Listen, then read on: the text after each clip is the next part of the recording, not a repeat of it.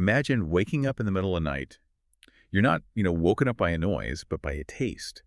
Your heart is just hammering against your ribs like a bird trapped in a cage. The back of your throat is thick with this metallic tang of copper. Blood. But it's not just that.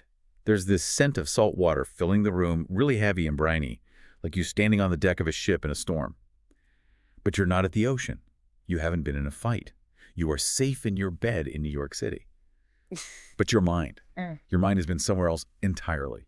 It's a terrifying way to start a story. I mean, it immediately tells us that the boundary between the subconscious and reality is paper thin for our protagonist. You're describing the opening of Hands of Flame, which is the book we're unpacking today. Yeah. And that dream imagery, the fire, the dragon, the stone, it's not just random fantasy noise. No. It's a recap of trauma. It's her subconscious just screaming at her. Welcome back to the Deep Dive. Today we are cracking open Hands of Flame by C.E. Murphy. This is the second book in the Walker Paper series, and if you were with us for our last dive, you know the drill. Oh. We're in a world that looks exactly like our New York City. Same subways, same coffee shops, same, terrible parking tickets. Oh, yeah. Except the old races are living hidden right under our noses. We're talking gargoyles, dragons, djinn, vampires, selkies. And they aren't just, hiding out in the sewers or lurking in attics. They are maneuvering. They have this incredibly complex political ecosystem, complete with turf wars, legal battles, and these ancient grudges that predate the city itself. That's what I love about it. That is what makes this series so compelling to me. It is absolutely high-stakes urban fantasy, but it's grounded in things like legal maneuvering and just the heavy, suffocating weight of history. So our mission today is to unpack that landscape. We're going to look at the mechanics of magic, specifically how stone and fire interact in some honestly terrifying ways. Oh, truly. And we are going to analyze the transformation of the protagonist, Margrit Knight. She starts this journey as a legal aid attorney, worried about her case files and whether she remembered to call her mom back. And by the end of this deep dive, let's just say she trades her briefcase for something a little more lethal. It is a classic hero's journey, but it's twisted through this lens of modern bureaucracy and law. We are going to see gargoyles coming to life, which, is the fun part, but we're also going to tackle these really heavy themes of guilt, memory, and the clash between ancient tradition and modern justice. I am so ready to geek out over the gargoyles, I won't lie. But let's start where the book starts. Yeah. We aren't easing into this with some coffee shop scene. We are thrown right into the aftermath of that nightmare. Right. Margaret wakes up from that dream, the one with the dragon in the fire and the stone gargoyle battling, and she just can't shake it. The copper taste you mentioned, that's guilt. The salt water, that's the weapon she used in the previous book to kill a djinn named Malik. She feels responsible for the violence of the past, and that guilt is the engine driving her entire story here. She needs to clear her head, so she decides to go for a run. 4 a.m. in Central Park. Which, as a New Yorker, I just have to say, that is already a horror movie setup. You do not go running in the ramble at 4 a.m. unless you are actively looking for trouble. It's risky behavior, for sure. It's almost self-destructive. And she finds exactly what she's looking for, though not at all in the way she expects. This is our inciting incident. She's jogging, trying to outrun her own memories, and she is literally snatched right off the path. And this isn't a mugger, it's Bialy. Let's introduce him properly. Bialy is a gargoyle, but he's not the noble, stoic type like Albin Karund, who is Margaret's ally and sort of love interest. Sort of, yeah. Bialy is scarred. He's missing an eye, and he is just radiating malice. He is the perfect foil to Albin.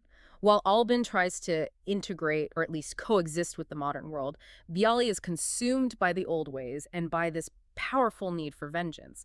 He kidnaps Margaret specifically to lure Albin into a trap. But it's personal. It's deeply personal. We have to understand his motivation. He isn't doing this just because he's some cartoon villain. He's doing it because he is hurting. He blames Albin for the death of Hajnal and Osra. Right, let's clarify that family tree.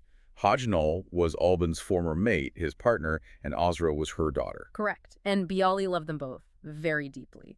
He believes that Albin's decision to leave the Gargoyle Enclave to engage with the outside world, with humans, is what ultimately led to their deaths. So in Bialy's mind, he's the hero of this story. He's the avenging angel punishing the traitor. That's a great way to put it. It establishes immediately that for the old races, the past isn't the past. These ancient grudges bleed directly into the present. So Bialy drags Margaret to a rooftop. Albin, being the protector, obviously shows up to save her. We get this big brawl. But Bialy has a very specific plan here. He isn't trying to beat Alban in a fistfight. No, not at all. He's playing the clock. He's weaponizing the sunrise. Exactly. This is where the biology, or maybe we should call it the geology of the gargoyles, becomes absolutely crucial. We know from the lore that gargoyles turn to stone when the sun rises. It's usually a restorative sleep for them, a time for healing. But Bialy turns it into a prison. He uses a chain, an iron chain. And this is a detail that really stuck with me from the book. It's not just about tying someone up. Gargoyles have a severe, but an allergy, a vulnerability to iron. It burns them. The text is very clear about that. It's anathema to their magical biology. So Bialy wraps this heavy iron chain around Alban's neck and arms just as the sun is cresting the horizon. And he chains himself to Alban as well. And this is the part that just made me cringe. When the sun hits them, they both turn to stone. So the chain, what happens to the chain? It's horrible. The chain doesn't just sit on top of the stone. The text describes the dawn as binding iron to stone. Because the transformation is magical and biological, this foreign metal object becomes fused into their very molecular structure. It is body horror of the highest order. Imagine that. You are a sentient being, you're conscious but completely paralyzed, you're turned to stone, and this burning hot iron is now bonded to your skin deep inside you. It's not just a restraint. It's active, ongoing torture. And think about the psychological horror of it. You are trapped in the dark of your own mind, in agonizing pain, unable to scream or move or do anything. And Bialy, he hates Alban so much that he is willing to endure that exact same torture just to make sure Alban suffers. Wow. That is a level of commitment to revenge that is almost awe-inspiring in how toxic it is. So the sun comes up, boom, 2 statues on a roof. Margrit is just standing there completely helpless. She's a human woman. She can't move a 2-ton statue. She can't break the iron. And this is a pivotal moment for her agency. In a typical fantasy novel, maybe the hero discovers a hidden power or casts a spell or something. Right. Margrit does neither. She uses the weapons of her world, bureaucracy and money. She bluffs the building manager. This guy, Hank, bursts onto the roof. He's just a guy doing his job, you know. He sees 2 massive, incredibly ugly statues and freaks out. He's like, I'm calling the demolition crew. And Margrit has to think so fast. She spins this incredible lie about it being an avant-garde art installation, somebody's sculpture project, she calls it. But she knows she's on a strict timer. Hank isn't buying that forever. She has to move them before the city really wakes up. And she can't move them alone. So she turns to the one person who had the resources to help, Eliseo Daisani. The vampire billionaire. We have to talk about Daisani. He is such a smooth operator. He's a vampire, he's a predator, but he lives in this gorgeous penthouse and wears these expensive Italian suits. He is the absolute archetype of the civilized monster. He views the struggles of the other races as, like, entertainment. When Margrit shows up at his penthouse at 7 in the morning, which is basically his bedtime, he just welcomes her in. He's charming. He offers her a ride in his limo. But it's a transaction. It's always a transaction. Margrit needs money to bribe Hank and, get this, rent a helicopter. A helicopter. A helicopter. Daisani has the money, but he doesn't give it away for free. No, of course not. He leverages her desperation. He asks her who is responsible for Malik Al-Masri's death. He knows Margrit knows. He knows she's hiding the truth about how that djinn died. He essentially holds the cash hostage for information. And Margrit just folds. She has to. She enters into a literal deal with the devil. She gets the cash, $70,000. And let's just pause on that number for a second. $70,000 in cash, just lying around his apartment. That one detail tells you everything you need to know about Daisani's power. To him, that money is nothing. It's pocket change. To Margrit, it's a life-changing sum of money that she is about to hand over to a building manager just to get him to look the other way for a few hours. So she rushes back, bribes Hank, who probably thinks he just won the lottery, and the helicopter arrives to lift the statues out. It feels like a heist movie, but then the twist. The twist. By the time the helicopter actually arrives, the statues are gone. They vanished. 2 massive stone gargoyles in broad daylight on a Manhattan rooftop, just gone. Margrit panics. She thinks Daisani double-crossed her. Or maybe Janks, the dragon, somehow took them. But the text reveals it was someone else entirely. And this is where we meet Grace O'Malley. I love Grace. She is introduced as this tough-as-nails woman who runs a shelter for at-risk teens in the subway tunnels. But she's clearly more than just a social worker. Oh, much more. Grace is a real friction point in the narrative. She operates in these in-between spaces. He isn't one of the old races, but she has power. When Margaret finally tracks her down in the tunnels, Grace explains the rescue with this very, very cryptic line. She says, "Dead things talk to Grace." Dead things. So because Stone isn't technically alive, she treats the statues like Yeah. dead matter. That's the implication. The text implies she has some form of geomancy or a connection to the earth and, yeah, the dead. She says she held that cold form close and wished us somewhere else. It suggests she can move through the earth itself or maybe teleport through stone. It's left deliberately ambiguous, which just adds to her mystique. But she's not doing this out of the kindness of her heart. She is so annoyed. She is incredibly annoyed. She calls the old races monsters. Her priority is protecting vulnerable human children, and she views the wars of the gargoyles and the dragons as a direct threat to her kids. She didn't save Albin because she likes him. She moved him because she didn't want a war zone on her doorstep. She even calls Albin Stoneheart. There's no love lost there at all. So Margaret has to go underground to find them. And this leads us to the Trinity Church scene. I love this part because it grounds the fantasy in real, recognizable geography. It really does. Trinity Church, right there at the intersection of Wall Street and Broadway. The symbolism is thick. You have the center of modern commerce and capital and the center of ancient religion sitting right on top of each other. And Margaret meets the priest. He doesn't even have a name in the text. He's just the priest. He's this elderly, charming guy who catches her sneaking around the bell tower. He represents the sort of innocent wonder of magic. He tells Margaret, "I imagine dragons. This is where I fought them." For him, magic is a storybook concept, a childhood fantasy. He has absolutely no idea that real monsters are literally living beneath his feet. But he helps her. He reveals this secret mechanism in the bell tower. It's a great adventure trope, a section of the floor that lowers like an elevator. You have to press a specific stone, third from the right, 2 down, and this ancient machinery engages. It's the juxtaposition that gets me. You have this holy ground up above, full of tourists and worshipers and people on their lunch breaks, and literally beneath the foundations, in the dark, you have these ancient creatures nursing their wounds and plotting. It suggests that the sacred and the profane share the exact same space in this city. They're just layered on top of each other. And Margaret, in her business suit, is the elevator, literally and metaphorically between those two layers. She goes down into the tunnels and finally finds Albin. It's night again by the time she gets there. He's awake, but he is still in chains. And he is in absolute agony. We need to talk about the mechanics of this imprisonment for a second.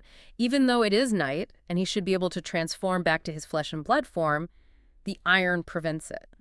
So the iron holds him in the stone form. Exactly. The iron binds him to the stone. He is trapped in a state of living stone, burning from the inside out. So Grace decides she has to get the chains off. But she can't just cut through iron. So she uses magic. Specifically, she uses cold. She plans to freeze the iron to absolute zero to make it brittle, so she can then shatter it with a hammer. But to freeze the iron, She has to freeze Albin. she has to freeze Albin. And this leads to one of the most emotional scenes in this section. The cold doesn't just freeze his body, it shatters his mental blocks. This is where we learn about the Gestalt memory of the Gargoyles. They have a shared consciousness, a shared history. Yes, a collective memory. And Albin is known as the breach among his people because he refuses to share. He actively blocks the connection to protect the secrets of his friends, like Jenks and Daisani. He isolates himself mentally from his own kind. But the intense cold just breaks that wall down. It shatters it. As Grace freezes the iron, Albin is forced to relive this flood of memories he has been holding back for centuries. He relives the death of Hajnal. He relives the betrayal of his friendship with Bialy. He is just flooded with centuries of grief and trauma all at once. The text describes him weeping, but without tears, because stone can't cry. It creates this incredibly tragic picture of him. He's supposed to be this unfeeling monster, but he actually feels everything, maybe more than anyone. It humanizes him completely. It shows us that his stoicism isn't a lack of emotion.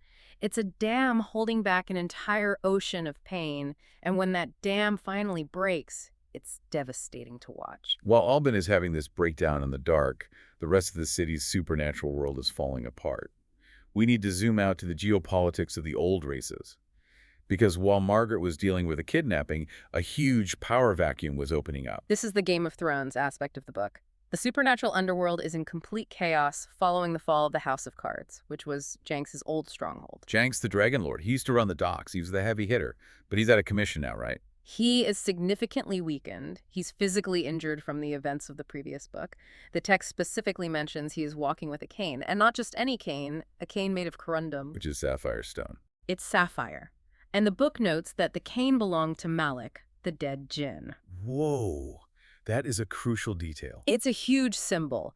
Jenks is literally leaning on the memory of his dead enemy for support. It's a public symbol of his fallen status. He is surviving on the scraps of his past victories. And because Jenks is weak, other groups are making their move. We have the Sulkies and the djinn forming an alliance. Which is completely unnatural. You have water and fire air. They're elemental opposites, but they have a common goal. The Selkies want legitimacy. They want a seat at the table. The djinn. Well, the djinn want power, and they want revenge for Malik's death. And we need to explain the stakes here. This isn't just a gang war, is it? No, not at all. It's a potential genocide. We have to remember that the populations of the old races are tiny. There aren't millions of them running around. There might be 50 djinn in the whole city, maybe even fewer. A war between the djinn and the Selkies could wipe one or both of them out entirely. It's an extinction event waiting to happen. So Margrit gets called in. She's the negotiator now. Cara Delaney, the Selkie leader, is in the hospital. She got shot in the back. Which is a massive crisis for a Selkie. They heal incredibly fast, but only if they can transform into their seal form. Stuck in a human hospital, Cara is completely vulnerable. She's terrified the doctors will analyze her blood and realize she isn't human, so she can't attend these crucial peace talks. So she sends Margrit in her place. She sends her human lawyer. Margrit walks into this warehouse full of angry djinn and these very stoic Selkies, and she brings back up Chelsea who? Chelsea is so fascinating. She owns a bookstore. On the surface, she just looks like a nice middle-aged lady. But the old races respect her, or maybe they fear her. The text doesn't explicitly say what she is yet, but her presence legitimizes Margrit. It's like bringing a nuclear deterrent in the form of a librarian. And Margrit pulls a total power move. She stands in front of Tariq, the new djinn leader, and she threatens him. She says, and I'm paraphrasing, fire trucks full of salt water. And handcuffs lined with vampire blood. It's such a specifically human threat. It's absolutely brilliant. She is using human infrastructure as a weapon against ancient magic. Salt water is deadly to djinn. It solidifies them when they try to turn to smoke. Vampire blood is like acid to them. She is basically saying, I will bring the entire weight of the human world down on you if you don't behave. She is weaponizing the mundane. Don't make me call the Department of Public Works on you. It's hilarious, but it's also terrifyingly effective. She is checking their magic with modernity. But the negotiation doesn't last very long because, well, it's a trap. Warehouse battle. This is the big action movie set piece of the book. Total chaos. The djinn betray the truce. The warehouse is attacked by wind and fire. And Jenks shows up. And we finally get to see the dragon transformation in all its glory. The description here is so visceral. It's not just a shape change like in a cartoon. The text calls it an implosion of air. Yes, he displaces so much air it literally knocks people off their feet. He becomes this massive creature, the color of burnished red flame with these long silver whiskers. He is a terrifying, beautiful monster.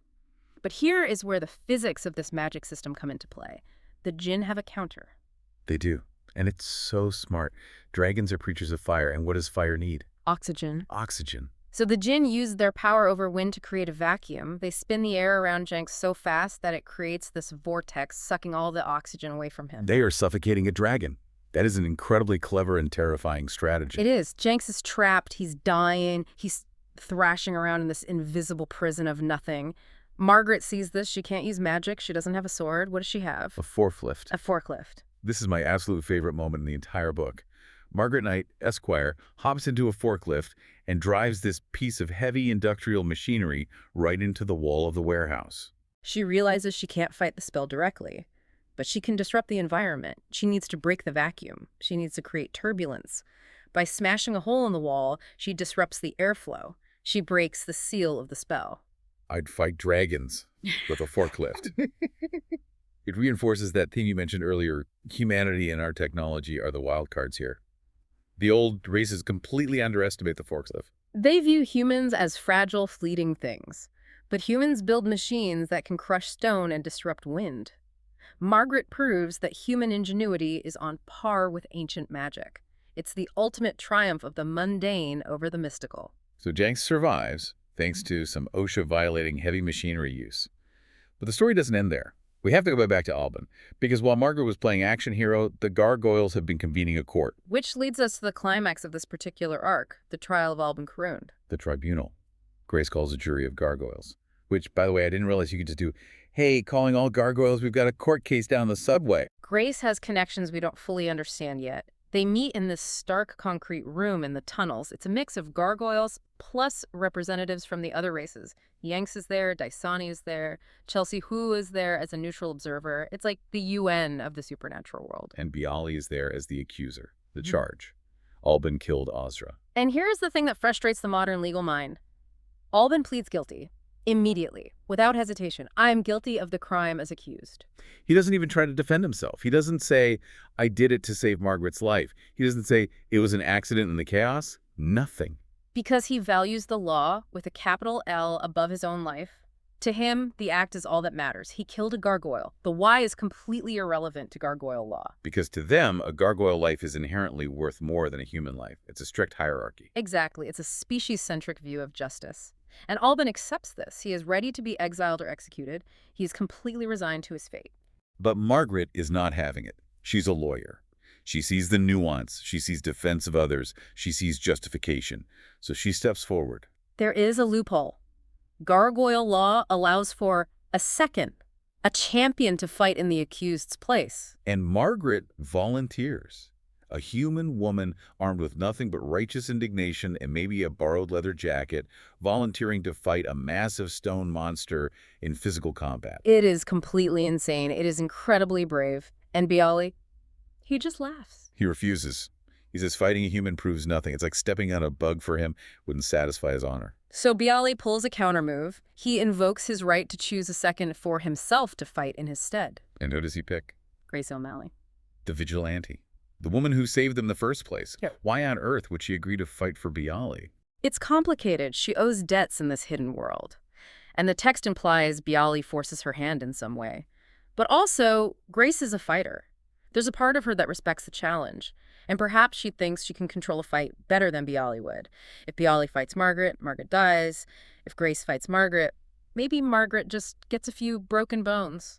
That is a dark but very pragmatic logic. So the stage is set. We have human versus human, lawyer versus vigilante, fighting by ancient gargoyle rules. And the rules are the three-part test. The trial consists of a test of strength, a test of wit, and a test of compassion. The outline leaves us right at the cliffhanger, just as the trial of strength is about to begin.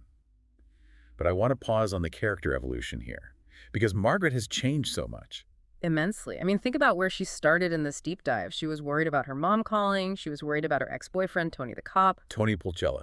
We haven't talked enough about him. He's such a tragic figure in this book. He really is. He represents the real world that Margaret is leaving behind.